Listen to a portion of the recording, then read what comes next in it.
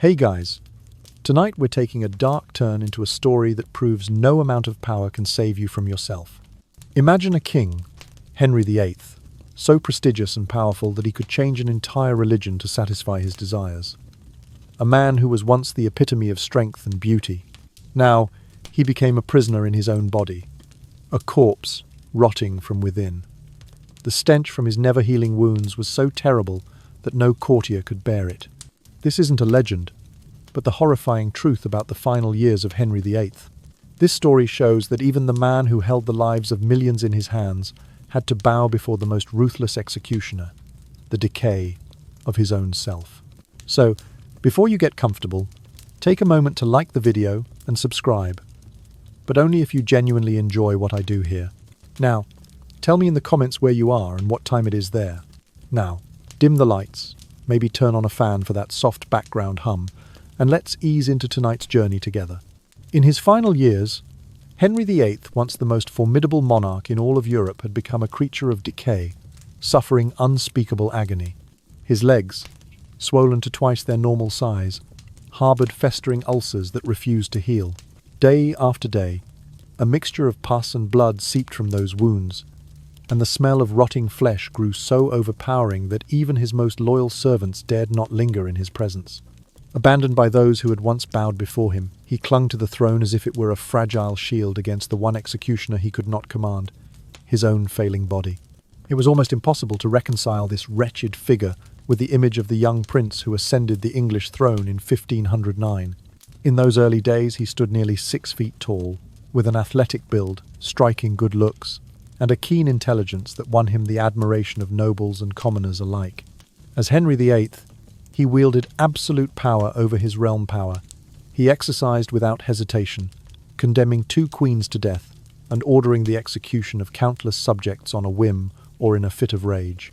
Extravagance and authority became inseparable from his identity. Grand feasts overflowing with roasted meats and intricately prepared pastries, accompanied by barrels of fine wine, were routine. His daily caloric intake soared to more than 5,000 calories, more than double what an average man required. Yet it was this very gluttony and thirst for excess that planted the seeds of his downfall. He devoured food without restraint, drank wine as though it were water, and poured the same insatiable appetite into expanding his dominion, treating the lives of his people as mere tokens to reinforce his supremacy. The first cracks did not appear in his flesh, but in his mind and brain, dull headaches that blossomed into violent eruptions of pain, driving him to scream and claw at his own skull until his fingernails drew blood. By candlelight in the great hall, courtiers watched in horror as their once majestic king slowly transformed into someone unrecognizable. His face, once handsome, contorted into grotesque shapes. His eyes, once bright, turned bloodshot and glassy.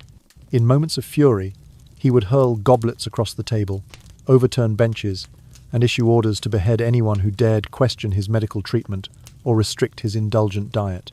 No longer merely a ruler, Henry VIII had become a prisoner of his own body, trapped in a nightmare of physical torment and psychological disintegration. The progression was agonizingly slow, as if time itself conspired to stretch out each moment of suffering. When he rose from his bed, his servants had to hoist him onto specially constructed chairs, for no seat in the palace could accommodate his massive, inflamed legs. The air in his private chambers grew fetid. Perfumed handkerchiefs offered little relief, and many attendants excused themselves with discreet coughs as they fled the fetid stench. Despite his precarious condition, Henry refused to relinquish control. He insisted on presiding over council meetings, his booming voice echoing through corridors lined with frightened nobles.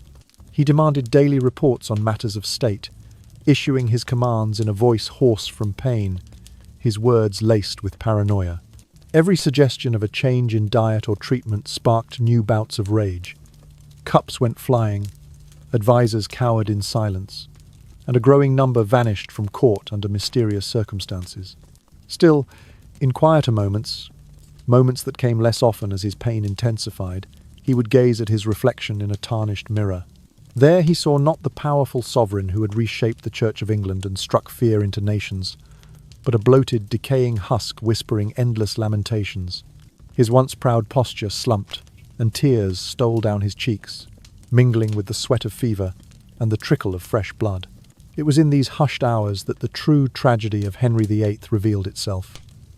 The collision of absolute power and utter helplessness. The same crown that had elevated him above all earthly rivals now weighed him down, a gilded yoke that bound him to his own suffering. He could command armies, overturn kingdoms, and dictate the lives of millions, but he could not command a single cell in his rotting flesh to mend itself.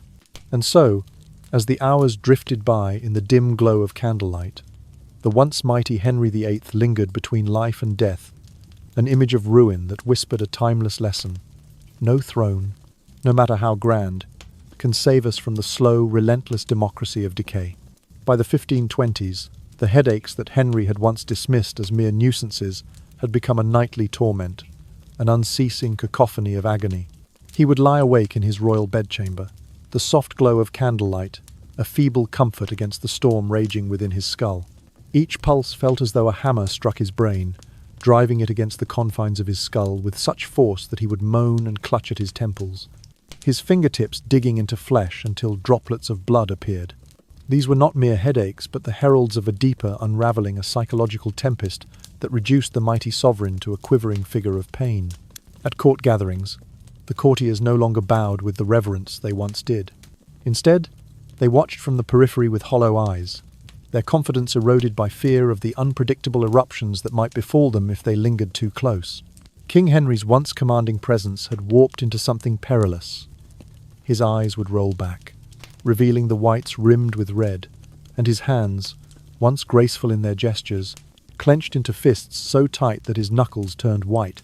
Goblets of wine, once symbols of celebration and abundance, became deadly projectiles in his hands, shattering against carved oak and sending crimson liquid splashing onto velvet draperies.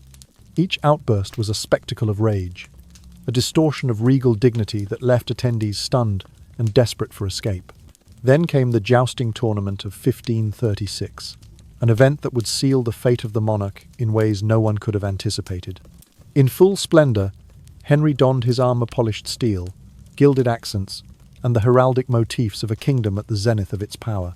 The crowd hushed as horses thundered across the lists, lances poised like spears aimed at valour itself.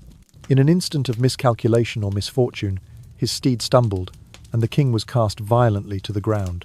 He lay motionless for what seemed like an eternity, 2 hours.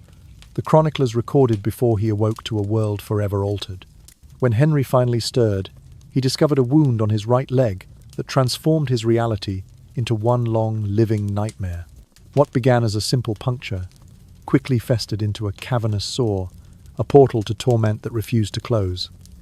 At first, it was merely an annoyance, a dull ache, followed by trickles of blood. But within days, a noxious discharge emerged, a foul mixture of pus and blood that seeped relentlessly, staining his stockings and darkening the hem of his robes. The scent was a sickly sweetness, a promise of decay that assaulted the senses of anyone who dared approach his chamber. The royal physicians, esteemed throughout Christendom, attempted every remedy within their grasp. They heated iron rods red-hot to cauterize the wound, hoping to seal the festering flesh. They packed the sore with herbs renowned for their healing properties, combinations of cinquefoil, oak bark, and crushed rosemary intended to staunch the flow of infection. They even inserted tubes of precious metals, hoping to drain the poison from his veins. Yet each intervention was in vain. The infection spread like wildfire, scintillating under the skin, turning the flesh into a bloated mass that throbbed with each heartbeat. As the swelling grew, the seamstresses of the court were summoned to fashion bespoke garments capable of containing his grotesque limb. Extra panels of fabric were sewn into his doublets, and cushions of velvet and silk were arranged upon chairs to ease his discomfort. His bed, once a symbol of opulence with its silken sheets and embroidered canopy, became a loathsome stage for his suffering. Lice and flies buzzed around the wound, drawn by the odour of rot, and the mattress needed to be replaced daily. The old linens burned to prevent the spread of contagion. No one could endure the scent for long. The ladies-in-waiting and chamber servants resorted to breathing through perfumed handkerchiefs, soaked in rose oil and lavender water. Even so, many would grow faint, clutching their stomachs before rushing into antechambers to vomit. Whispers spread through the corridors. The once revered monarch was now a decaying spectre. his grandeur eclipsed by the horror of his condition. Where there had been devotion, there was now revulsion. Where loyalty had been steadfast, there now remained only trembling, uncertain obedience. And through it all, Henry remained bound to his throne by duty, pride, and the stubborn defiance of a ruler who refused to yield. Each day he summoned the courage to rise, to dictate matters of state, to inscribe decrees in shaky handwriting stained with drops of crimson. His voice, raspy from fever, echoed through empty halls where once the halls had rang with music and laughter. In his isolation, the king became an island of affliction, surrounded by servants too fearful to offer real comfort, kept at bay by the very wounds that demanded their attention. Thus, by the mid-16th century, the man who had been England's golden prince was unmade by a wound that embodied the cruelty of chance and the fragility of flesh. His suffering served as a grim reminder. No amount of power, no arsenal of remedies, could immunize him against the ravages of infection. In the dim candlelight of his twilight days, Henry VIII endured the slow, inevitable collapse of body and spirit, an unholy testament to the truth that even kings, with all their might and majesty, remain subjects to the merciless laws of nature.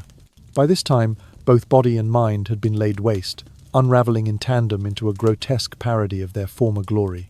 The relentless pain and the crushing humiliation of his physical decay drove Henry into the deepest recesses of paranoia. He became convinced that every voice whispered behind velvet drapes, every furtive glance from a chambermaid, and every hurried step in the marbled corridors was part of an elaborate plot to poison him. Even his children were not spared suspicion. He viewed their healthy, youthful faces as proof that they had been spared the plague he imagined lurking in his food and drink. Each meal became a trial of dread. No plate of roasted fowl or silver goblet of wine could pass his lips until a designated taster, often a trembling yeoman or a favourite pet, had sampled it first. Even then, Henry watched the taster with hawk-like intensity, seeking any sign of illness or collapse. If the taster merely coughed or grimaced, the king's panic would flare, and he would demand new victuals, convinced the first tasting was part of a cunning ruse. To the very end, he sought to guard his body against invisible enemies, erecting layers of precaution around his fragile mortality. In his court, the physicians once esteemed healers acclaimed from Paris to Padua lived in perpetual terror. A single misdiagnosis or failed remedy could lead to sudden disgrace, or worse. More than one royal doctor vanished under mysterious circumstances. Some were discovered dead in dank stairwells or locked within their own chambers, their bodies bearing signs of violent struggle. Others simply fled the palace at dawn, never to return, leaving their medical instruments scattered on the cobblestones as testimony to their frantic flight. Those who remained dared not question the king's demands. They administered poultices and potions with trembling hands, praying that some measure of relief might stem the tide of Henry's anguish. But no concoction brought more than fleeting respite. The physician's tinctures clashed with his rotting flesh, exacerbating his fever and feeding fresh delusions of poisoning. Every drop of aquavit tasted like betrayal. Every sip of water felt laced with slow-acting venom. He accused his surgeons of treachery, believing that they conspired to prolong his suffering for mysterious ends. In one infamous episode, he seized a gold scalpel, its edge still smeared with herbal salve, and in a rage stormed the apothecary's table, scattering jars and mortars as if they were instruments of torture. The crash of shattered glass echoed through empty halls, and servants fled, white-faced, clutching their aprons to stifle panicked cries. Henry's torment extended beyond food and medicine to the very air he breathed. He refused to allow fresh breezes to enter his bedchamber, convinced that a single gust could carry assassins' poisoned arrows or noxious vapours. Windows were kept tightly closed, and small portholes were cut only large enough for a steward to slide in a tray of food, then immediately sealed. Curtains of heavy velvet insulated the room, muffling sound and sight, but also trapping stifling heat that worsened his fever and left him drenched in sweat. He would lie for hours, drenched in his own perspiration, his chest heaving, as he fought the sensation that every breath might be his last. With each passing day, his behaviour grew more erratic. On some mornings, he would sit in his high-backed chair, staring without moving at the grand portrait of himself painted in his youth, 6 feet tall, broad-shouldered, clad in ceremonial robes of scarlet and gold, a radiant crown upon his head. Now, that painted likeness seemed like the spectre of a stranger. He would whisper to the silent canvas, asking the reflected figure how it had come to betray him, how it could remain untouched by decay while he was consumed by it. Sometimes his tears would fall onto the varnished surface, smudging the aged pigments until the eyes of the young king stared back with a mournful, questioning gaze. Often, he found himself trapped in a nightmarish reverie, waking to the crackling of torches in the hallway, imagining cloaked figures advancing with poisoned daggers, or drifting into fitful slumber, only to dream that his limbs were crawling with vermin. His screams in those dark moments echoed down stone corridors, summoning guards who dared not enter, so they knocked gently and retreated, their heavy boots echoing like distant thunder. In the stifling half-light, Henry lay alone, a monarch undone by fear and flesh. Yet even at the height of this madness, he retained fleeting moments of self-awareness. In a rare lucid interval, he would call for a mirror, raise it to the candle's glow, and behold the bloated, pitted flesh, the swollen knuckles, and the dull, sunken eyes. He would recoil as if struck, murmuring, "What have I become?" That question hung in the air, unanswered, as the mirror fogged with his breath and long eyelashes. He could not reconcile the heroic image of his youth with the grotesque reality before him. And so, his days passed in a haze of pain, paranoia, and fleeting regret. Each breath was a battle, each glance at another human face a test of trust. The halls of Hampton Court, once filled with music and laughter, now lay silent except for the drip of infected fluids and his ragged breathing. Henry VIII, renowned conqueror, architect of churches, terror of kingdoms, had become an inmate of his own skin, imprisoned by wounds that neither loyalty nor power could heal.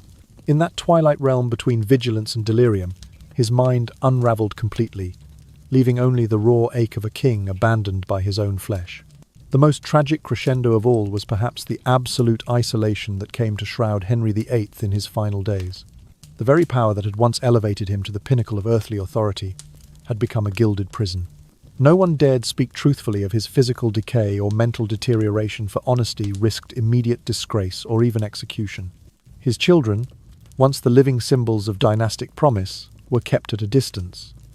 Their youthful vigor only served to accentuate the grotesque erosion of their father's flesh and spirit. The courtiers who had once vied for his favor now skirted him as if he were a contagion.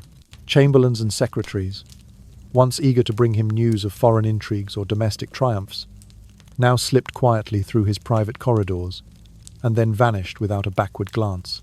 His bedchamber, a lavish sanctuary of velvet drapes and carved oak, became a silent enclosure. Footsteps echoed on marble floors, diminishing to a hush as they receded. Even the ladies of the court, whose laughter had once filled the halls, no longer dared remain long enough to place a cool cloth upon his brow or murmur the soft reassurances of compassionate words. Henry, who had once craved both reverence and affection, now found himself surrounded by phantoms of obligation rather than genuine companionship. He would sit alone upon his carved throne, a magnificent chair of ivory and gold, his gaunt frame dwarfed by the regal splendor that now felt oppressive.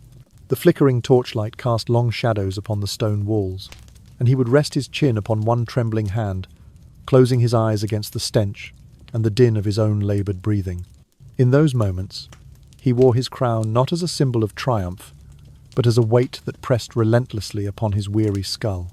The absence of laughter and the void of comfort drove him deeper into the labyrinth of his own mind.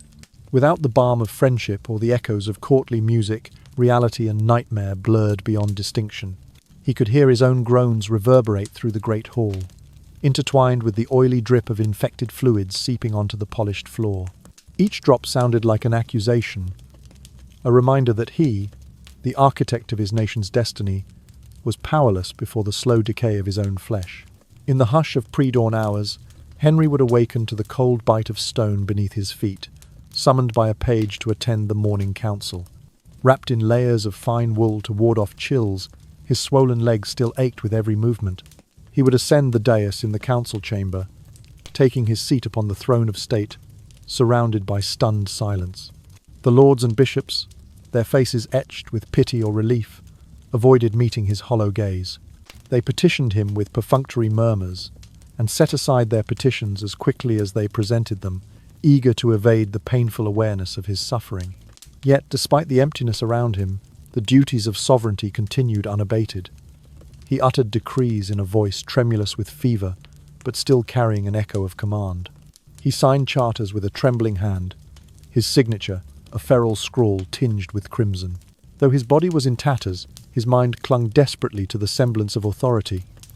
He believed that as long as he wore the crown and spoke its words, he remained master of his fate. But the isolation had hollowed him out. Power had become a distant echo of the communion he once shared with his people. At night, his nightmares mirrored the barren halls in which he slept. He dreamed of empty battlements and silent drums, of banners snapping in windless air. He imagined those who had once cheered his victories turning away in horror, their faces blurred and unrecognizable. He would awaken drenched in sweat, heart pounding so fiercely that he thought the walls might shake. The torch flames guttered and hissed in their brackets, throwing dancing shapes that he took for looming figures with outstretched hands. In such moments, he could not tell whether the darkness beyond his curtains concealed assassins, or merely the absence of human warmth. And all the while, the throne beneath him remained immovable, even as he, its occupant, slipped further into the oblivion of his own creation. Neither the pleas of his confessor, nor the ministrations of his chaplain, could pierce the veil of solitude. Religious rites were performed in hushed tones, the prayers for his soul carried out at arm's length. The incense burned in slow plumes, mingling with the acrid odour of decay, until the very air of the royal chapel felt heavy with contradictions. In the quietest and somehow longest hours before dawn, Henry would sit in his private gallery, his fingers tracing the intricate carvings of a prayer book. He would think of the young prince he once was, the vigorous boy who had leapt from horseback with the promise of a new era for England. He would recall the laughter of his wives, however fleeting, and the bright hall of Hampton Court where banquets resounded with music and joy. He would try to summon that memory to ward off despair, but the recollection would slip away like mist, leaving only the cold ache of what he had become. Thus, in this final act of his life's drama, Henry VIII suffered the cruelest solitude of all, the solitude of a king abandoned by his own body and by the very people he once commanded. The halls of power, once alive with intrigue and ceremony, stood silent. The crown upon his head sat like an accusation, gilded and immovable, a reminder that absolute authority, when untethered from compassion and human connection, becomes a prison more confining than any dungeon. And there, draped in silk, but starved of companionship, the monarch remained a solitary figure, engulfed by the shadows of his own making, awaiting a release that neither prayers nor power could grant. At last, by January 1547, the once formidable frame of Henry VIII had all but vanished beneath layers of sickness and decay. His weight, which had ballooned to nearly 300 pounds, settled into a grotesque bulk that made even the finest silken doublets strain at their seams. His face, once handsome and commanding, had swollen until his eyes were reduced to narrow slits beneath puffy lids. Each step he took, if he could take any at all, was a battle against searing pain in legs that no longer seemed to belong to a living man. Those limbs, lacerated by festering sores, oozed blood and pus in ceaseless trickles that stained the white linens of his bed and the hems of his robes. The custom of daily bedding changed became a grim ritual. Servants entered his chamber at dawn to strip the spent sheets from the vast four-poster bed and replace them with fresh cloths, only to hurry back out and consign the soiled linens to roaring fires in the courtyard. His garments, once embroidered with heraldic symbols of Tudor pride, fell victim to the same fate, discarded, burned, reduced to ashes that scattered on the wind. It was as if the very trappings of his kingship were being consumed along with his flesh.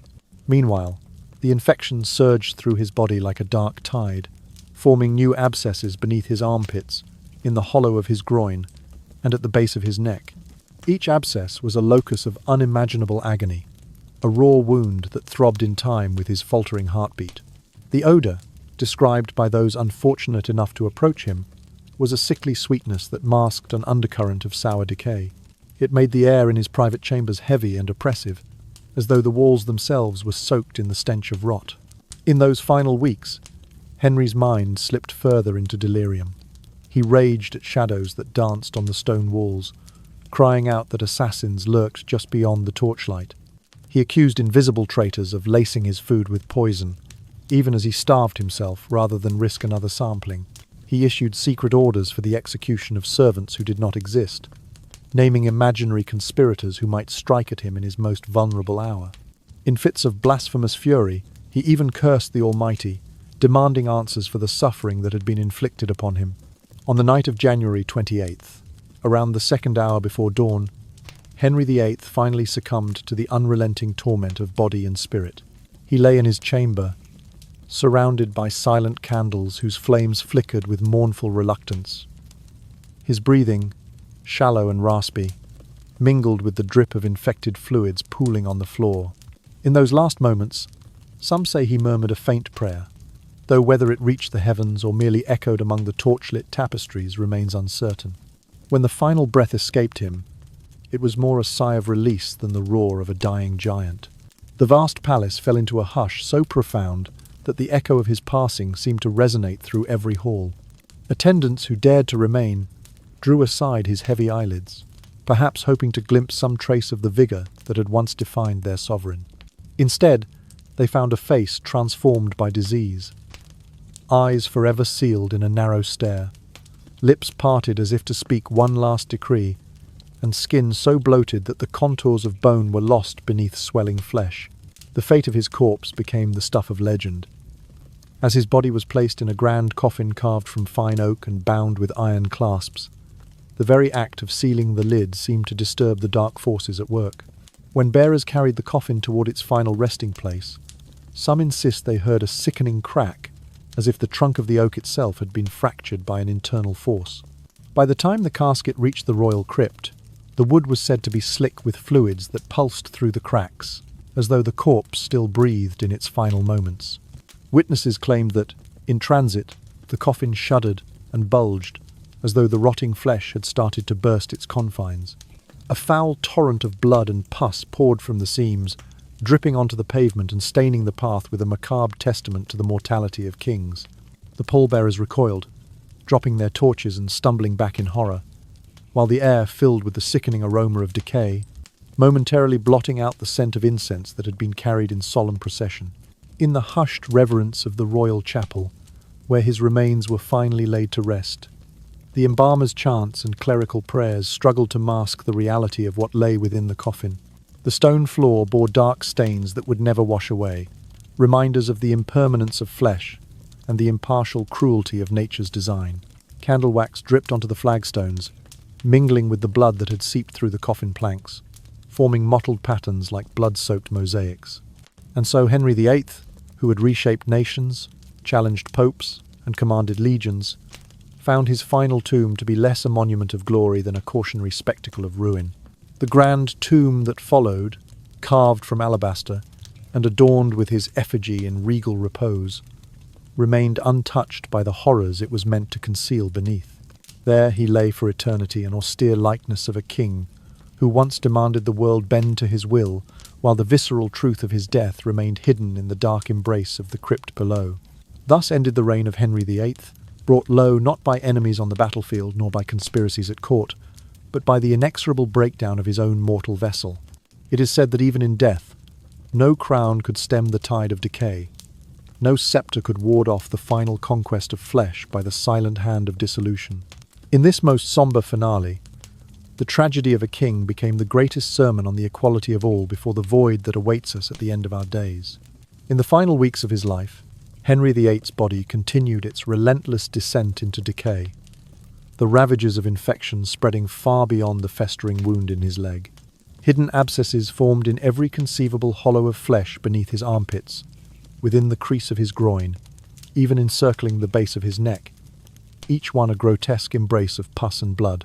The healers of the Tudor court, though once renowned throughout Christendom, found themselves powerless against this onslaught.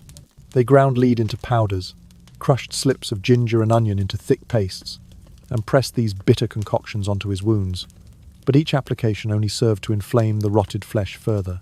Unable to bear the weight of his own body, Henry was carried on a litter crafted for ease of transport through the grand halls of Whitehall Palace. Draped in velvet to conceal his bloated form, He lay upon embroidered cushions that were soon stained with the foul exudate of his failing limbs. As the litter passed through the echoing corridors, his muffled groans drifted like a curse, mingling with the distant clatter of armor and the hushed prayers of onlookers. Even in the spacious presence chamber, where once the court had gathered to witness his majesty, the hush was shattered by the king's ragged breathing and the viscous drip of infected fluid. By day and night, delirium beset him without mercy. In moments of fevered madness, he cursed at unseen enemies, convinced that spies and assassins lurked behind every tapestry. He berated the Almighty himself, demanding to know why divine wrath had been unleashed upon the man who had dared to challenge the power of Rome.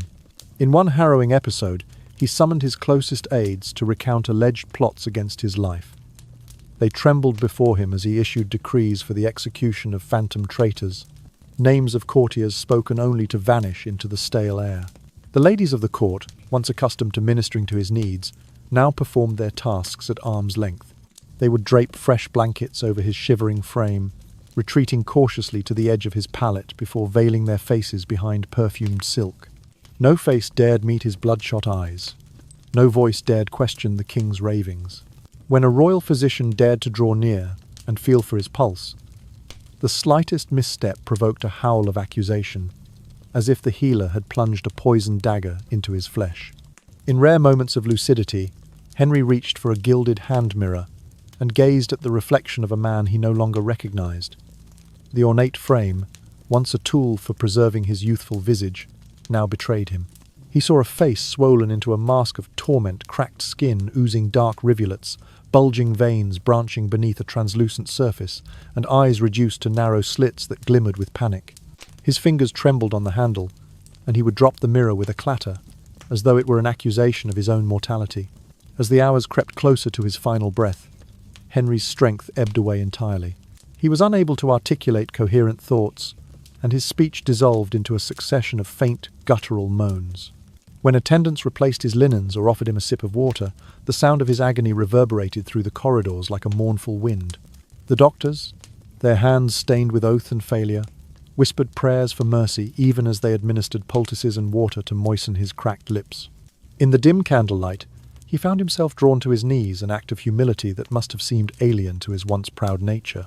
He pressed his forehead to a kneeler covered in crimson velvet, his gaunt shoulders rising and falling in ragged gasps. There, in the stillness of his private chapel, he attempted to utter prayers of contrition, seeking forgiveness for his sins, the executions of queens, the betrayals of bishops, the ruthless exercise of power. Yet the words stuck in his throat, choked by the dryness of his mouth and the weight of his suffering. All that emerged were stuttering fragments of pleas, swallowed by the hush of stone walls and lingering incense. Tears coursed down his cheeks, carving rivulets through layers of sweat and infection. Each droplet glinted briefly in the flicker of candle flames, before falling to darken the plush carpeting below. In those moments, the iron resolve and martial pride that had defined his reign gave way to the fragility of the human heart. He wept for the life he had squandered in pursuit of conquest, for the devotion he had mistaken for fear, and for the crown that had become both his glory and his tomb. When he finally collapsed into unconsciousness, it was not with a triumphant roar, but with a sigh so faint that only the closest attendants could hear it. He lay back upon his pallet, his breath shallowing as a sweet release from ceaseless torment. The heap of silks and furs that supported his broken form seemed suddenly too heavy, as if the weight of his kingdom had come to rest on his chest. And so, in the hushed hours before dawn, Henry VIII's reign came to its solitary close. No trumpets heralded his passing, no choir intoned a final psalm. Instead, there was only the soft drip of remnants from his ravaged body and the distant echo of a world that had once marveled at his greatness. The throne, grand and unyielding, waited empty, an enduring monument to power, now powerless to save the man who once sat upon it. In that moment of final stillness, the only testament to his life's end lay in the silent corridors, where his last breaths had faded away, and the scent of burning herbs mingled with an underlying note of decay. It was a somber conclusion to a life crowned with ambition, tyranny, and hubris, a fitting epitaph for a king who discovered, at the end, that no earthly triumph could forestall the universal fate of human fragility. The passing of Henry VIII in the early hours of January 28, 1547, marked not only the end of a reign that had shaped the course of nations, but also delivered a stark lesson on the fragile condition of human existence. He who had once proclaimed himself above earthly law fell victim not to an invading army or a sweeping plague, but to the limitations of his own mortal frame, the ultimate democratic army that shows no favoritism, sparing neither king nor commoner. The stench of decay, the tortured groans that echoed through once grand halls, and the sight of a body so ravaged that it seemed barely human, all testified to an unassailable truth.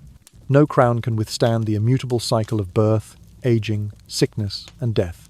In reflecting on his decline, one sees most clearly the steep price exacted by unfettered power. When a ruler refuses to entertain dissent or counsel, he builds a labyrinth of his own making, from which there is no escape. Once, Henry wielded the loyalty of his courtiers like a scepter, directing the destinies of princes and dukes with imperial command.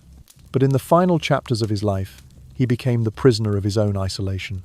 His decrees echoing in empty chambers could not quell the fevers that tore at his flesh, nor could they staunch the relentless tide of infection. Cut off from genuine affection and guided only by fear-laden deference, he lost the capacity to recognize when he needed help most, delaying or even rejecting medical interventions that might have tempered his suffering. Moreover, the manner of Henry's demise provides the most piercing reminder that unchecked arrogance and boundless ambition do not merely harm others. They ultimately consume the self. He had constructed his world on the axis of absolute authority, crushing any who dared challenge his will. His appetite for ceremony and sumptuous display knew no bounds, and his slightest displeasure could mean the death warrant for a servant, a noble, or a prelate. This unrelenting hunger for power and luxury, paired with a merciless temper, ensnared him in a prison of his own ego. In that gilded cage, there was no room for vulnerability or contrition, only the ever-mounting consequences of past excesses. In the hush that followed his final breath, it became evident that the finest blade could not strike greater justice than the slow, impartial work of decay itself.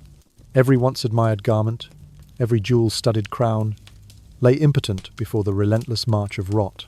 Henry's legacy, once celebrated in triumphant anthems and ornate tapestries, was recast in the flickering torchlight of his tomb as a cautionary tale. It whispered to all who would listen that true power lies not in dominion over others, but in humility before the forces that govern our shared fate, time, and the human body's vulnerability. In the centuries that followed, historians and philosophers returned again and again to the final days of Henry's reign. They noted how the very qualities that had elevated him, unyielding confidence, single-minded determination, and an appetite for glory, became his undoing. His initial victories in reforming the church, forging alliances, and expanding royal prerogative dimmed in the face of a suffering so profound that it robbed him of speech, reason, and dignity. The same crown that once gleamed with promise wound up a heavy circlet of iron that crushed his spirit under the weight of unrelieved pain. Yet, from this grim chronicle sprang a measure of redemption for posterity, an acknowledgement that leadership must be tempered by empathy, that even those entrusted with the highest responsibilities are not exempt from the need for compassion and honest counsel. In medical schools, the story of Henry's fetid wounds and the inadequacies of Tudor treatment underscored the vital importance of sanitary practice and patient-centered care. In political theory, his fall was cited as evidence that absolute power, when untethered from accountability, breeds only self-destruction. And so, as one drifts into sleep pondering the echoes of a distant past, let the memory of Henry VIII's end serve as a gentle admonition that arrogance carries its own punishment, that we are all bound by the same biological fate, and that to live well is to balance ambition with humility, authority with compassion. In the long, quiet hours before we too close our eyes for the last time, may we remember that true justice is not wielded from a throne, but emerges from the impartial cadences of time and decay, forces that hold us all in equal measure. Even after the body of Henry VIII was laid in its coffin, the tragic tale did not end there. According to contemporaneous accounts, when his corpse was transported for interment, the pressure of putrid gases built up within the enclosed coffin until it burst apart, splattering the interior lining with the foul remnants of his decayed flesh. Priests who had escorted the bier recoiled in horror, their sacred vestments stained with the evidence of nature's final verdict on a once mighty monarch. The sight of a gilded throne's legacy, once a symbol of unassailable authority, marred by the gruesome spectacle of his own rotting body, became an enduring emblem of the downfall of absolute rule in England.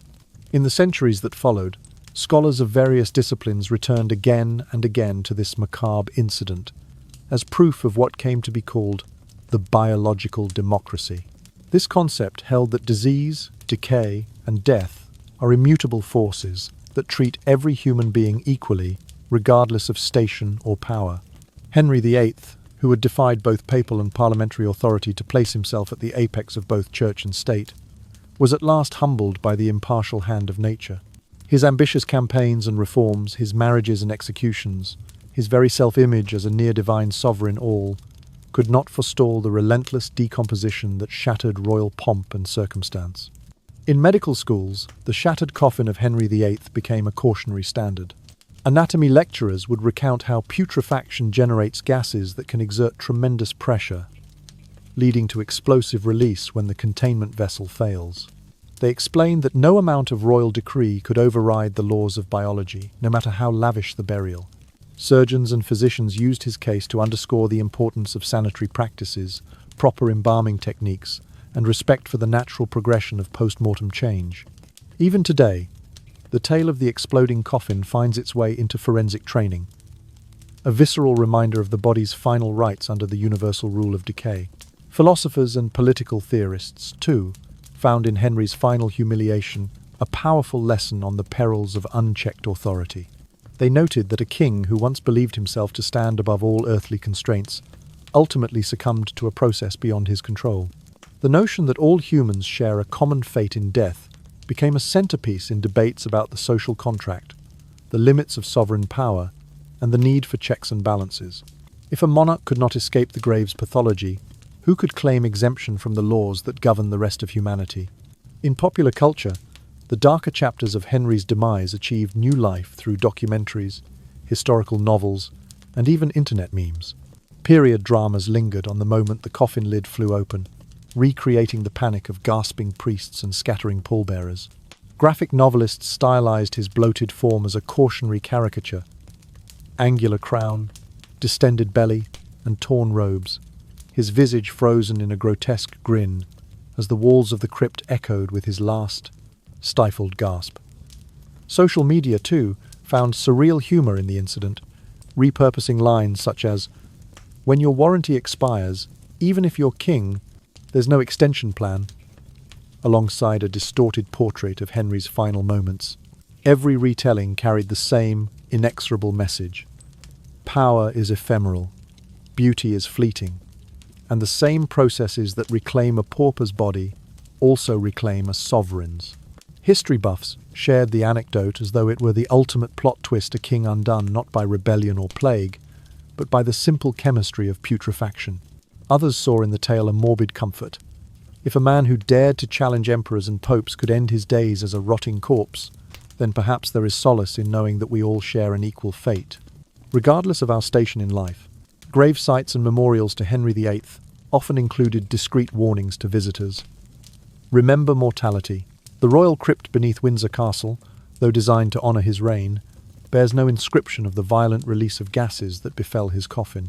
Yet, the legend persists in whispered footnotes of guided tours, as if the royals themselves acknowledged that the most lasting monument to a king might be the lesson that his flesh taught to generations to come. In the quiet hours before slumber, one might reflect on Henry's final chapter, a caution against hubris, a reminder that the grandeur of palaces and the sway of crowns are but fragile facades against nature's impartial decree. It is said that in those early morning shadows, one could almost hear the echo of that coffin's rupture, a sonic emblem of the reckoning that awaits us all. And so, as the world drifts towards sleep, the story of Henry VIII's explosive demise endures as both history's grim spectacle and its most democratic lesson. That death makes kings and commoners equal in the face of the silent, unyielding cemetery gates. Even the most sweeping reforms pale in comparison to the immutable laws that govern our mortal frame. Henry VIII, who shattered Rome's monopoly on religious authority and forged a national church loyal to himself, stood astride Europe with armies at his back and treaties at his command. He rewrote laws, declared himself supreme head of the Church of England, and compelled bishops and nobles to bow at his bidding. His name was whispered in capitals from Madrid to Vienna, as a potentate unmatched in both spiritual and temporal realms.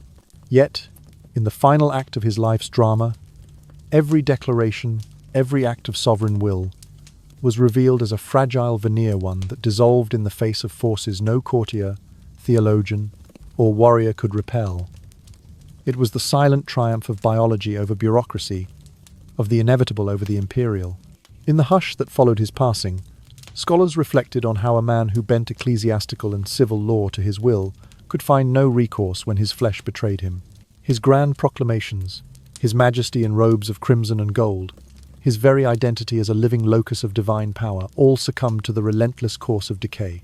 It was as though nature whispered a universal truth that Henry's towering ego had once tried to suppress, that humility and gratitude for the body we inhabit are not mere virtues, but necessities. To honor the vessel that carries our spirit is to acknowledge that, despite exalted privilege, we remain subject to the same fragile laws as every other human being. Yet the tragedy of Henry's end was not solely a lesson in humility before biology. It was also a profound discourse on empathy. The same king who had wielded terror as a tool of governance, ordering executions on a whisper, banishing friends who displeased him, and imprisoning peasants for minor infractions, found himself abandoned in the corridors of his own palace. The loyal retainers who once vied for his favour now stood at a distance too great for words or comfort to cross. His children, once destined to continue his legacy, were sequestered in distant apartments, their youthful laughter muffled by layers of velvet and protocol. Those who remained were bound by duty rather than affection, offering silk pillows but no warmth. In those final moments it became evident that the truest solace comes not from titles or thrones, but from genuine human connection. The courtiers who had trembled before his wrath now looked upon him with a strange mix of pity and regret. Their faces, once etched with deference, softened into expressions of mournful sympathy. These were the very subjects who had once knelt before him, now standing as witnesses to his suffering, recalling in silent thought the kindnesses they had never received and the compassion they had never offered. In this reversal of roles, Henry learned too late that fear and allegiance cannot substitute for empathy and support. His final days were punctuated by moments of silent longing. He would extend a trembling hand toward a servant, only to withdraw it midway, uncertain and ashamed. He yearned for a comforting word, a gentle touch, an acknowledgement that beneath the regal garments lay a human heart beating with need. Instead, he heard only the distant echo of footsteps fading into empty halls. His pleas went unanswered, not out of malice, but out of the paralysis that fear imposes on even the most loyal of attendants. From Henry's lonely decline emerges an undeniable truth. Power alone cannot heal wounds, nor can it assuage the deepest fears of the flesh. When personal ambition eclipses the bonds that unite us, the consequences can be more devastating than any battlefield defeat. A ruler who values authority above all else risks severing the very connections that sustain the spirit. Henry's solitary vigil in his chamber became a testament to the fact that leadership, if untempered by compassion, breeds only isolation. In the end, the lessons born from Henry VIII's life invite each of us to re-examine our priorities. We may never command legions or shape religious doctrine, but we all possess the capacity to uplift or abandon one another. When individual gain eclipses collective care, our communities fracture and hearts wither. Conversely, when we choose empathy over dominance, when we nurture relationships alongside aspirations, we fortify ourselves against the inevitable trials of existence. Thus, as one drifts into slumber, let the story of Henry VIII's twilight hours serve as a gentle reminder that true strength lies not in crowns or conquests, but in the humble acts of kindness that bind us together. In the vast ledger of history, no tally of victories or decrees will outlast the quiet memory of a hand held in sorrow, a voice raised in comfort, or a presence offered without expectation. Power may elevate us, but only love and care sustain us through the fragile, fleeting journey of life. Henry VIII's dark journey concludes with a timeless lesson. No matter how mighty a person may become, they must ultimately bow to the inescapable cycle of birth, aging, sickness, and death. All the physical strength amassed through countless battles, the glittering gold of crowns and scepters, the absolute authority wielded over church and state, none of it could shield him from the slow betrayal of his own body. History, in its unflinching record, teaches us that neglecting one's health and pursuing power without restraint is the fastest road to ruin. We, the people of today, can carry Henry's cautionary tale into our own lives by cherishing our well-being above all else. Let us strive to balance work with rest, recognizing that the mind and body flourish only when given room to recover. Too often, ambition blinds us to the quiet signals our bodies send: a persistent ache, a restless night, a faltering breath. By listening to these murmurs of distress and honoring them with gentle care, we preserve not only our physical vitality, but also the clarity of thought that guides our decisions. Moreover, we must nurture our souls with love and humility. In a world that so often measures success by titles and wealth, compassion can seem a soft virtue. Yet it is precisely empathy, the willingness to share another's burdens, that binds communities together and fortifies us against the isolation that once consumed Henry. A kind word, a shared meal, a patient ear, these simple acts reaffirm our common humanity. In giving care, we receive the comfort of forging connections that outlast the fleeting glow of any crown. Let us not allow the lust for influence or the glitter of achievement to eclipse the fundamental values that sustain us: kindness, generosity, and mutual support. When we place personal ambition above the welfare of those around us, we risk carving out inner chasms that no triumph can fill. Conversely, when we prioritize collaboration and lift each other with small gestures of goodwill, we build resilience against life's inevitable tempests. The legacy of Henry VIII reminds us that power untethered from compassion leads only to loneliness and regret.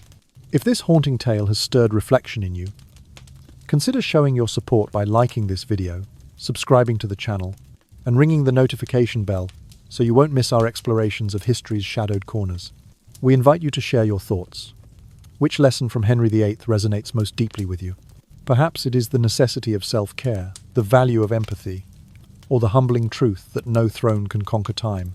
Let us engage in conversation and learn together on this shared journey through the annals of the past. And so we have walked in Henry VIII's footsteps through his tragic days, from ultimate glory to absolute loneliness.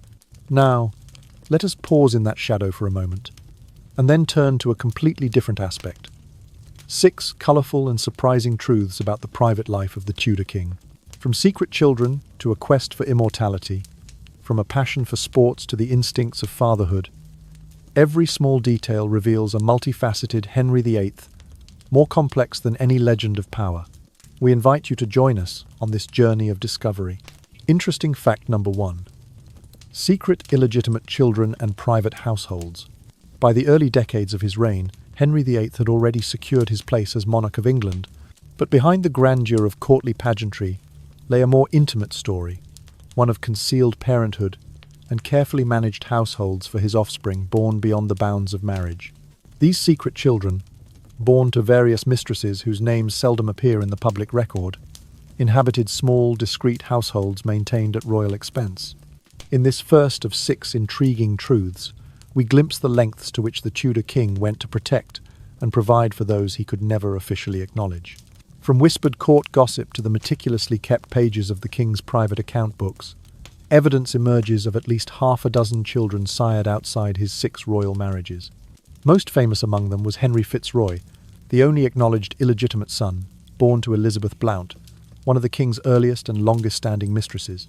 Though barred by law from inheriting the crown, Fitzroy was granted the title Duke of Richmond and Somerset, complete with his own retinue of tutors, physicians, and servants.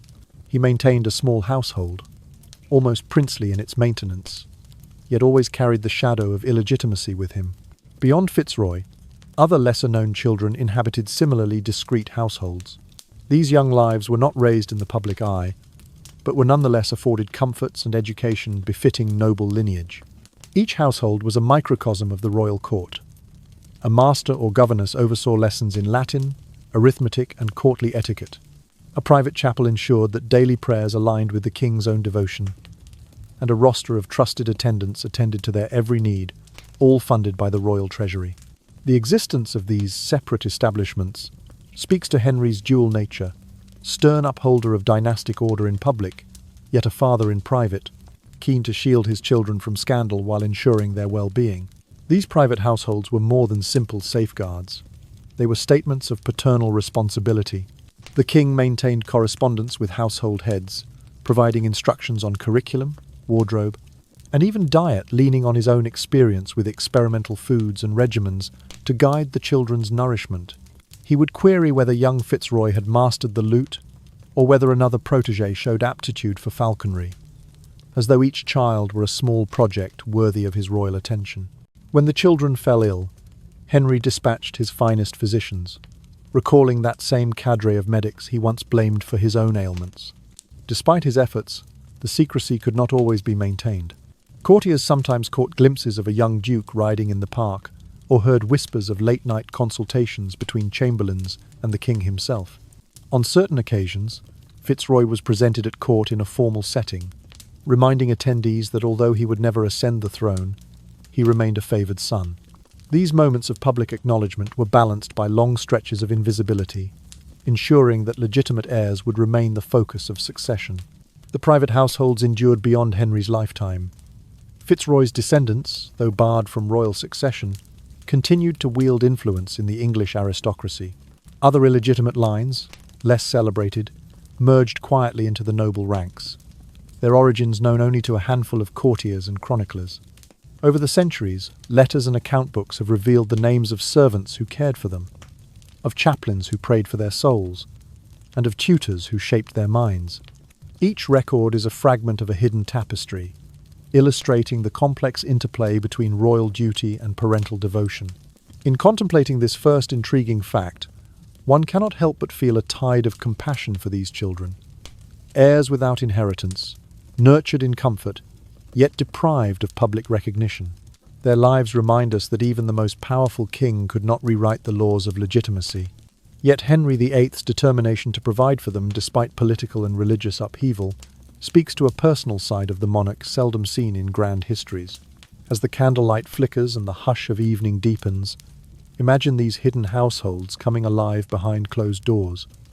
Tutors hush their pupils to sleep with lessons in Latin verbs, servants stoke the hearth against the chill, and a king, wrapped in velvet and fur, leans close to a child's cradle, whispering promises he could not publicly fulfill.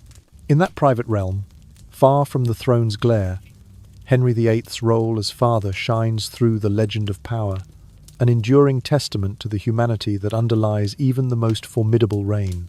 Interesting fact number 2: experimental diets and the quest for immortality. In the soft hush of candlelight, Henry VIII welcomed the dawn of each new day with a private resolve to conquer not merely his earthly rivals, but the relentless passage of time itself. For far beyond the grand banquets that have become legend, the king explored a myriad of experimental diets and elixirs, driven by a singular belief that through careful mastery of his own body, he might extend his years, perhaps even defy death. This is the second of 6 intriguing truths, a window into the Tudor monarch's most personal and peculiar passion, the relentless quest for a longer life. Long before the advent of modern medicine, notions of humoral balance guided Tudor physicians. Yet Henry was not content with the orthodox prescriptions of leeches and purgatives. He embraced fasting regimes designed to cleanse the complexion of his blood. At intervals throughout his reign, he subsisted solely on vegetables and simple grains for days on end. He would rise in the grey pre-dawn to sip lukewarm barley water, the steam curling like mist above his lips. His diet during these purification periods included nothing richer than boiled turnips or coarse rye bread measures he hoped would purge internal toxins and grant renewed vigour. But Henry's experimentation extended beyond sparse fare. He sanctioned a succession of potions, each a curious blend of far-flung ingredients prized for their restorative reputations. He imported powdered rhubarb from the Levant and candied ginger from the spice ports of India, believing that these potent substances could stimulate metabolism and strengthen constitutions. Each new concoction arrived, sealed in glass phials, their contents labelled in ornate script.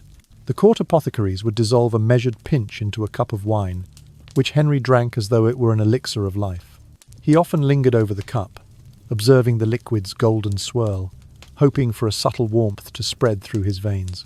On particularly earnest occasions, Henry would customs a medicine day, gathering his most trusted physicians into a vaulted chamber at Whitehall. There, he reclined upon a dais draped in velvet while the king's surgeon introduced macerated mandrake root and dew-gathered morning glories. The air filled with earthy perfume as the herbs were ground together into pastes and potions. Henry closed his eyes, listening to the low murmur of Latin incantations recited by the royal chaplain, imploring divine blessing upon the mixture. Though modern tongues might call it superstition, to Henry it was an act of regal faith, a final step in his dominion over body and soul. Even so, not every experiment pleased his palate. Some roused only grimace and regret, as when he sampled a potion thick with powdered emerald, a gemstone ground fine by artisans to a magical dust. He swallowed the emerald mixture in the privacy of his chamber, then coughed and spat into a basin, the metallic tang lingering on his tongue like a bitter memory. Undeterred, he turned to alternative measures, instructing that the next brew combine cinnamon from Ceylon with roses distilled at dawn, aromatic tokens he imagined would soothe nerves and fortify heart. Throughout these dietary trials, the king carefully recorded any fleeting sensations. A sudden flush in his cheeks, an unexpected surge of energy, or the soft lull of a restful sleep. In his personal journals kept under lock at Hampton Court, he noted the precise ratio of spice to wine that seemed to quiet his ever-present migraines. He logged the temperature of the bath into which he would soak after taking a dose of saffron-infused broth, believing that warm water might improve the elixir's potency. Each entry was written in a delicate, looping script, as though the careful hand of health demanded the same precision that had guided his most fearsome commands on the battlefield. Yet for all his diligence, Henry discovered that no diet, no matter how austere or elaborate, could stave off infirmity indefinitely. His experiments sometimes yielded brief windows of renewed strength, an afternoon free of aches, a night of undisturbed slumber, but these reprieves proved as fleeting as morning dew. The king's physicians grew increasingly concerned, as his appetites waned and his once robust frame grew gaunt beneath velvets and furs. They cautioned against extremes, urging a return to balanced meals of roasted venison, freshly baked bread, and seasonal fruits. But Henry, ever restless, persisted in his cycles of ascetic fasting and opulent feasting, convinced that mastery over moderation might unlock secrets of longevity. In the candlelit stillness of his later years, Henry would contemplate the flicker of the flame, reflecting on the fragile boundary between life and death.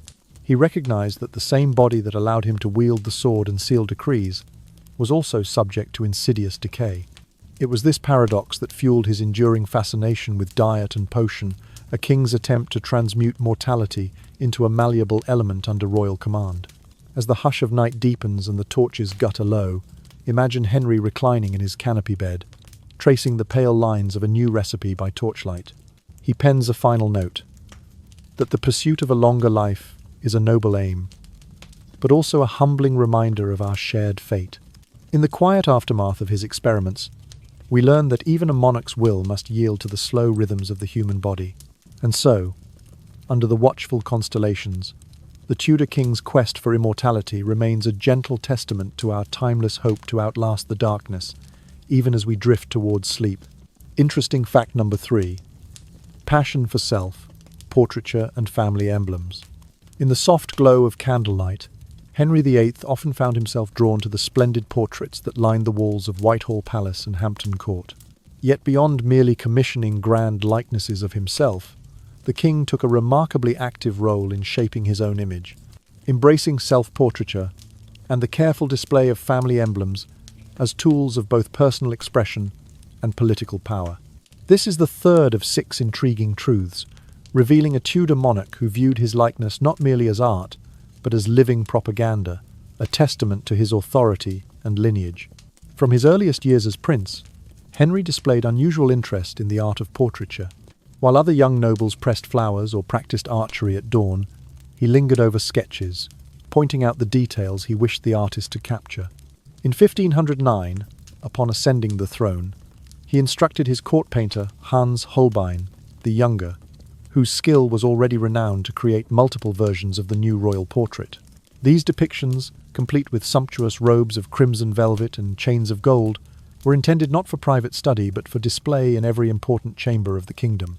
Through each brushstroke, Henry sought to convey both his noble birth and his regal destiny. But Henry's involvement extended beyond commissioning. He dictated the precise arrangement of symbols that would adorn his garments. The Tudor rose, emblematic of dynastic unity, the green dragon, recalling his mother's lineage, and the fleur-de-lis, a nod to his claim on French territories. Each symbol was chosen with care, woven into tapestries and stitched onto tunics, designed to reinforce public awareness of his rightful sovereignty. In self-portraits, he insisted that these emblems appear prominently, sometimes holding them aloft on a scepter, sometimes wearing them as a medallion at his throat. In galleries across England, courtiers and ambassadors alike encountered these portraits and understood their silent message. Henry VIII was more than a man, he was the living embodiment of Tudor authority.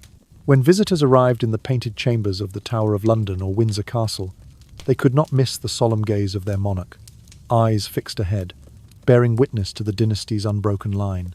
In these self-portraits, his stance was deliberately confident, shoulders squared, chin raised, hand resting on the hilt of a ceremonial sword. Even the slightest tilt of his head seemed to suggest both benevolence and vigilance. Yet Henry did not confine his self-depictions to grand oil paintings alone. He commissioned small, personal portraits miniatures set within gold lockets to be carried close to the heart.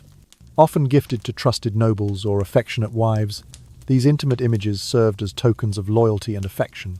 A miniature might show the king at rest, his sumptuous doublet peeled back at the collar, revealing a glimpse of linen undergarments, a deliberate contrast to the ostentatious regalia in larger works. In these smaller portrayals, Henry revealed a softer aspect of his persona, one that spoke of closeness and personal connection rather than imperial grandeur. Family emblems, too, featured heavily in his portraiture. The iconic Tudor rose born of the union between the houses of Lancaster and York was rendered with painstaking detail, each petal outlined in fine gold leaf, each thorn sharply defined. In other works, a crowned portcullis nodded to his mother's heritage, while a lion passant represented his role as defender of the realm. Soon, no portrait of Henry VIII was complete without a constellation of these heraldic devices, each chosen for its resonance with a different facet of his reign. Beyond portraits, Henry's fascination with self-image spilled into public spectacle.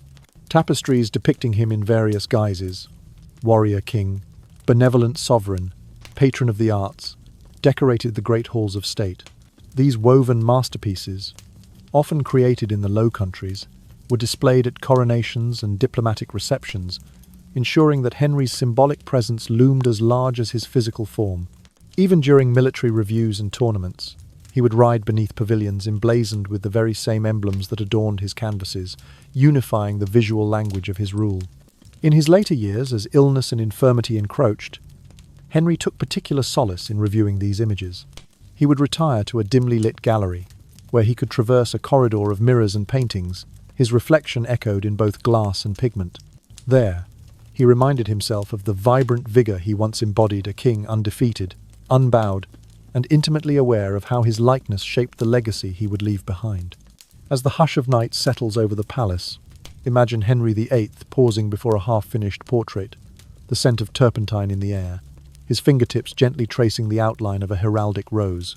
In that moment, the sleeping world beyond those walls fades away, and a king contemplates his own image, determined that history will remember him not only as a ruler of men, but as a carefully crafted icon of Tudor splendor.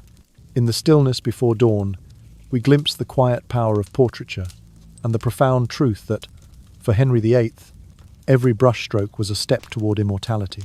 Interesting fact. Number 4. Passion for sports beyond jousting. In the gentle hush of dawn, when most of Whitehall Palace still slumbered beneath its velvet drapes, Henry VIII would rise not for state affairs but for the simple, invigorating ritual of sport. It may seem curious that a king famed for his roaring voice in council chambers and his sweeping reforms of church and state also harbored such an earnest love for physical pursuits, yet in these quiet hours he found both solace and strength. This is the fourth of 6 intriguing truths. Henry VIII's devotion to athletics reached far beyond the famed tournaments of the lists, encompassing rivers, courts and forests alike.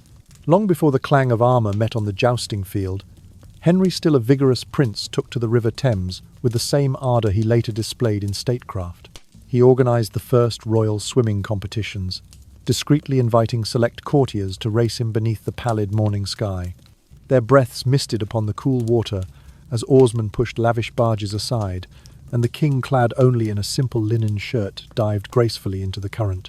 On occasion, he awarded prize purses of gold coins to the victor, though more often than not he won by a narrow margin, emerging from the water with a hearty laugh and a chiding smile. These aquatic contests not only honed his muscular frame, but also bolstered camaraderie among the nobles who dared match his stamina. Yet it was not swimming alone that stirred his competitive spirit. In the royal grounds at Hampton Court, Henry established one of the first indoor real tennis courts in England. This Tudor precursor to modern lawn tennis featured angled walls and a raised gallery from which guests could watch the game's swift exchanges. With a paddle-like bat in hand, the king would volley against his courtiers, the ball tapping off stone walls in unpredictable arcs. Each point was met with roars of approval or groans of feigned disappointment as the players decked in padded doublets chased the ball across the court. At times, Henry would pause mid-game to offer pointers or congratulate a particularly deft return, his keen eye for strategy as evident in sport as it was in matters of state. Of course, no chronicling of his athletic endeavours would be complete without mention of jousting, that most emblematic of Tudor pastimes.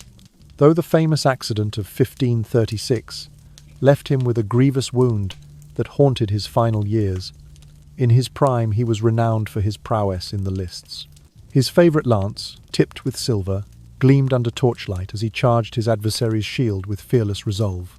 Banners fluttered and trumpets blared in the tournament grounds as Henry's ornate armour adorned with the Tudor rose bore the marks of each contest won. Even after the accident, he continued to attend jousts, not as a participant but as monarch, bestowing honours on champions and revelling in the festive splendour that followed each tilt. Beyond water, court and lists, Henry found equal delight in the ancient art of falconry and the primal thrill of the hunt. At dawn, hounds bayed through dew-dappled undergrowth as the king, mounted on a swift steed, led his retinue into the royal forests. Hawks and falcons perched upon his gauntleted wrist, their keen eyes trained to spot quarry amidst bramble and fern. A practised hand would send the bird soaring, descending in a graceful stoop upon its prey. The stag, startled by the baying of hounds, would burst from cover, and the chase would be underway, a tapestry of hoof and paw and wing, each participant playing its part in a ritual as old as the land itself. In these wild pursuits, Henry felt at once master and servant to nature's rhythms, his commanding presence tempered by the raw beauty of the chase. Throughout these varied athletic undertakings, the king's court found reasons to celebrate and compete. Gentlemen arranged wagers on swimming races. Tournaments of real tennis grew elaborate with gilded nets and velvet cushions, and hunts culminated in grand feasts where trophies of antlers and plumes adorned the great hall. Yet Henry required no fanfare to pursue his passions. He often slipped away alone before the sun rose to swim beneath silent skies or practice volleys in an empty court. In his later years, even as his body bore the scars of fierce competition, he remained devoted to these exercises. Physicians warned him to avoid strain, but he would answer only with a wry smile and insist upon one more lap in the river, one more set on the tennis court, one more canter through the chase. He believed that the discipline, courage, and joy derived from sport were essential to sustaining both mind and body. And so, as candle flames guttered and the hush of night deepened, Henry VIII's love of sport endured an unassuming testament to the man behind the crown. Whether slicing through Thames waters at first light, exchanging volleys under vaulted ceilings, charging in the lists, or stalking deer in woodland shadows, the king found in each movement a fleeting freedom from the weight of a realm. In the lingering quiet before sleep, one can almost hear the echo of oar against water, the soft ping of a tennis ball against stone, the distant crescendo of horn and hound, a lullaby of triumph, tradition, and timeless ardour. Interesting fact number 5. Strict daily schedule and early rising habit. In the dim hush before dawn, when the corridors of Whitehall Palace lay wrapped in shadows and hushes, Henry VIII was already stirring. He believed that a monarch must model discipline for his realm, so he embraced a rigorous routine that began at the dog watch, roughly 3 o'clock in the morning, long before any trumpet sounded or council petitions arrived. This is the fifth of 6 intriguing truths, a glimpse into the king's unyielding devotion to order, whose every hour was allocated as precisely as a soldier's march. Each morning the king awoke to the gentle turn of an hourglass, its sands slipping steadily into the lower bulb. Servants skilled in timekeeping would pause a supersized clock rudiment, the precursor to more elaborate devices to announce the hour. Henry rose from his 4-poster bed, its velvet canopy trailing to the floor, and donned a simple robe before padding barefoot across the cold stone floor to his private oratory. There, beneath a carved oak lintel, and beside a single glowing candle, he spent a half-hour in silent meditation and prayer, seeking guidance for the day's labours, and fortifying his spirit against the burdens of sovereignty. After this contemplative opening, the king proceeded to his private dining chamber for a modest repast. Contrary to popular belief that a Tudor monarch lived for grand feasts, Henry often began the day with a light meal, a bowl of warm porridge spiced with honey, slices of crisp rye bread, and a cup of herbal tea distilled from morning-gathered mint. Each bite was savoured in near silence, the only sounds being the distant drip of wax from a candle and the slow ticking of the hourglass reset by an attentive page. He believed that a temperate breakfast fueled both body and mind, allowing his next duties to be met with clarity and vigour. By 6 o'clock, when the first rays of pale sunlight filtered through narrow windows, Henry convened his morning council. Lords and bishops, still rubbing sleep from their eyes, approached the dais to present reports on domestic matters, foreign embassies, and financial accounts. The king listened with intent, occasionally resting his chin upon a gloved fist, or leaning forward to demand further detail. His earlier meditation seemed to yield a calm focus that contrasted starkly with midday turbulence. The council meetings typically lasted until the 9th hour, after which the formal seals were affixed to decrees and dispatches.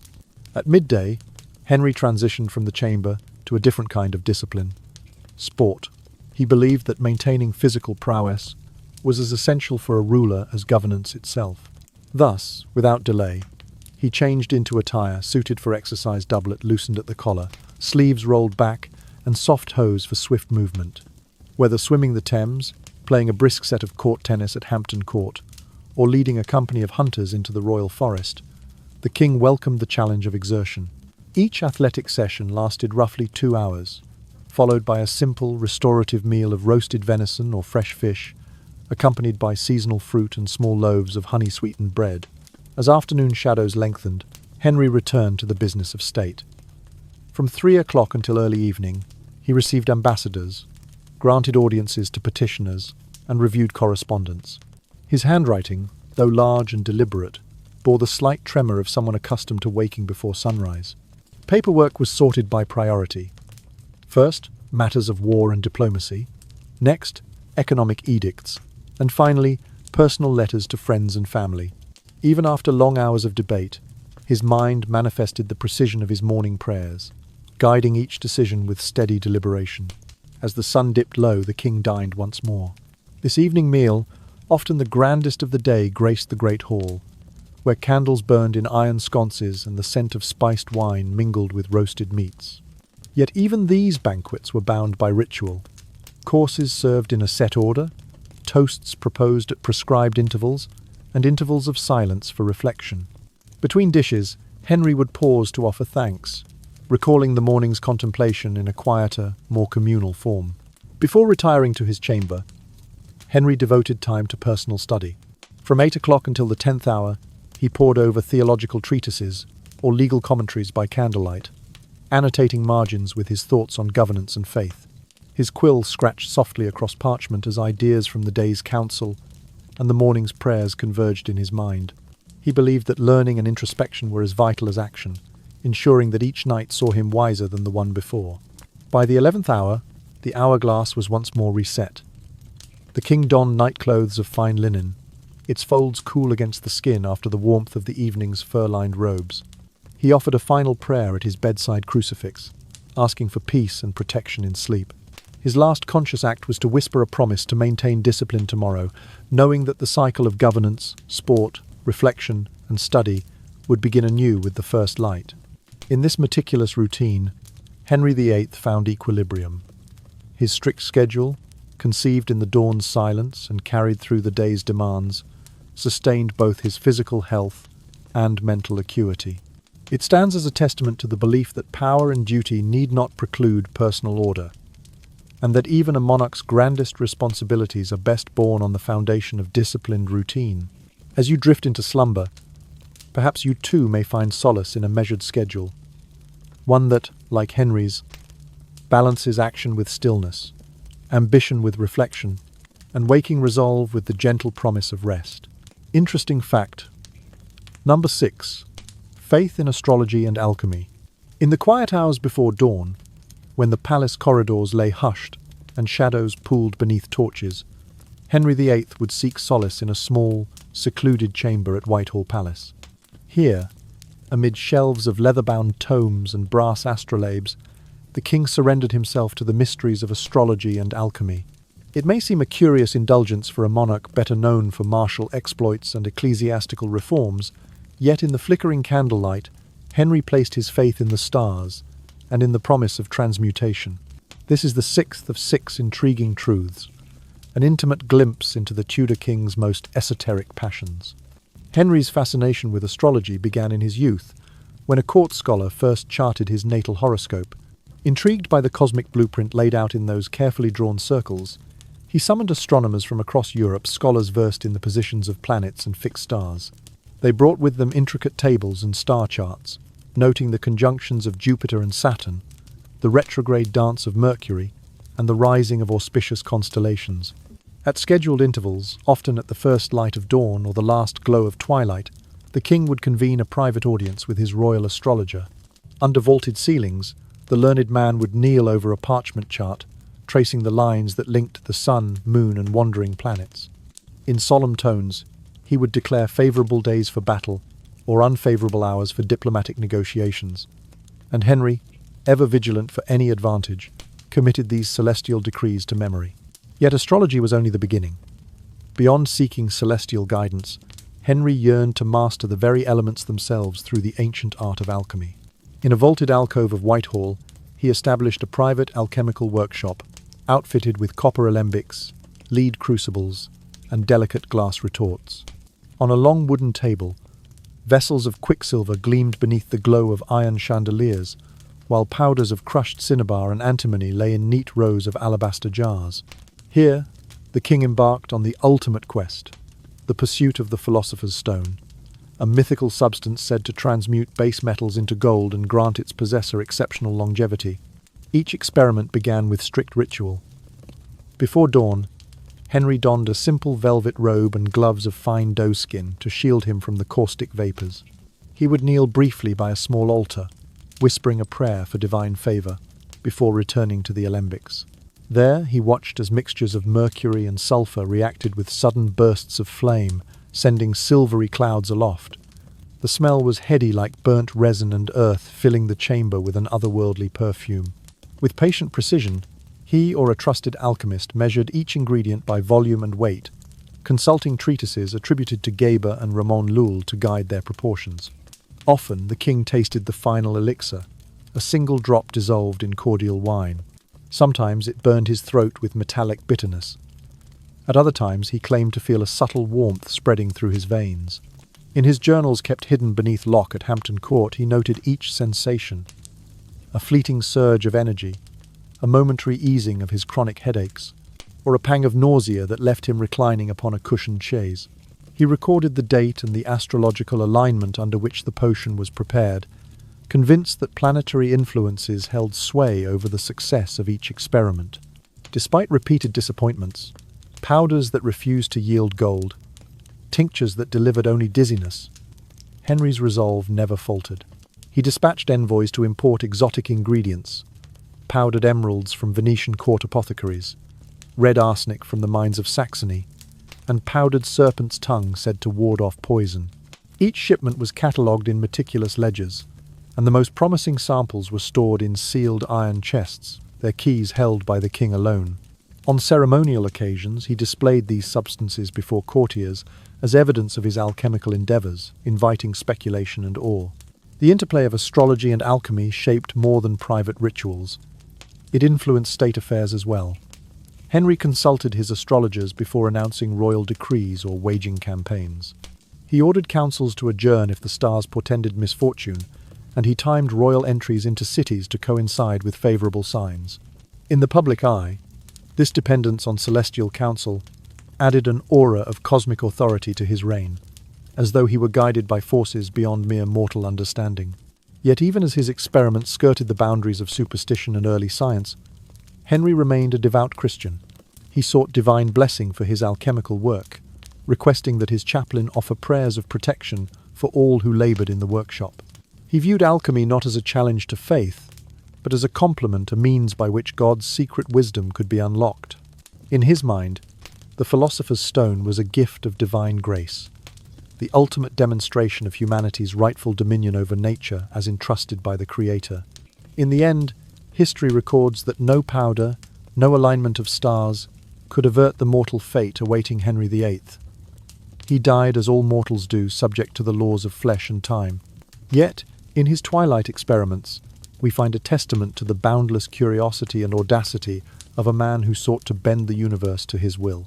As you drift towards sleep, imagine the flicker of torches illuminating that secret chamber, the hiss of boiling metals, and the hush of whispered prayers, an intimate world where a king reached for the stars and the promise of immortality, only to learn that some mysteries remain forever beyond our grasp.